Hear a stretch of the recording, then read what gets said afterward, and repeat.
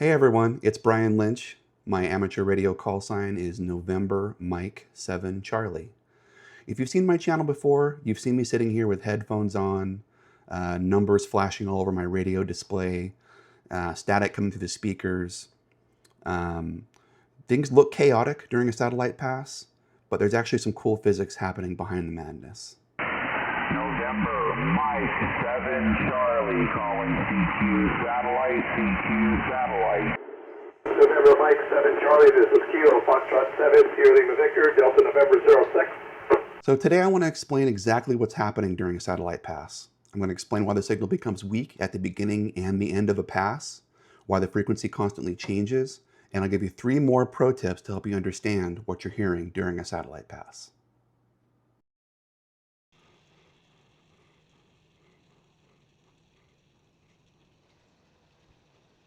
All right, well first, let's talk about the beginning of the pass.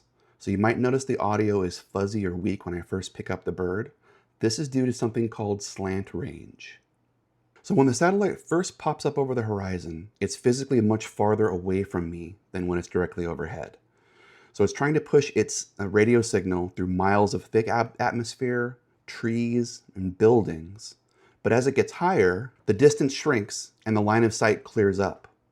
That's why the audio goes from scratchy to crystal clear in just a few minutes. Because each pass begins and ends pointed directly at the horizon, you have the slant range problem at the beginning and end of every pass. The only way to improve this is to move your antenna system higher up to avoid any obstacles. Next, the question I get asked most is, why is the frequency always changing during the pass? Well, the answer to that is the Doppler effect. So for the Doppler effect, think about an ambulance driving towards you. As it comes towards you, the siren sounds high-pitched. As it drives away, the pitch lowers. Radio waves act in exactly the same way. As an object's flying towards you, the pitch is higher. As it's flying away from you, the pitch is lower. The satellite's flying in space at 17,000 miles an hour. So when it's coming towards me in the beginning of the pass, the frequency is higher, so I have to tune up on the dial. As it flies away, the frequency stretches out, so I have to tune down on the dial.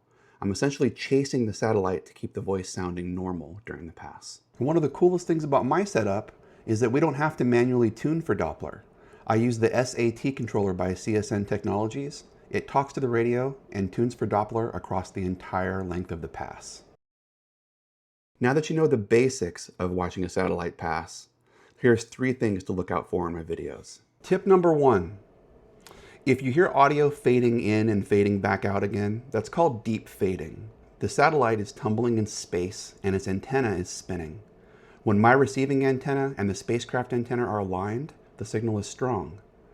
When the two are misaligned, it's called being out of phase and the signal is weak. This is what causes waves of fading to occur.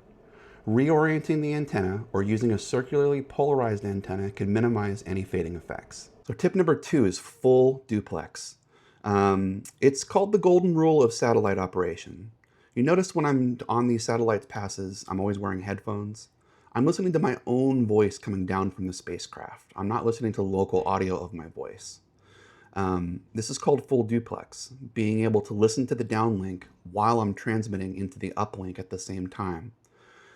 If I can't hear myself coming down to the downlink, it means I'm not making the spacecraft and I should cease transmitting immediately.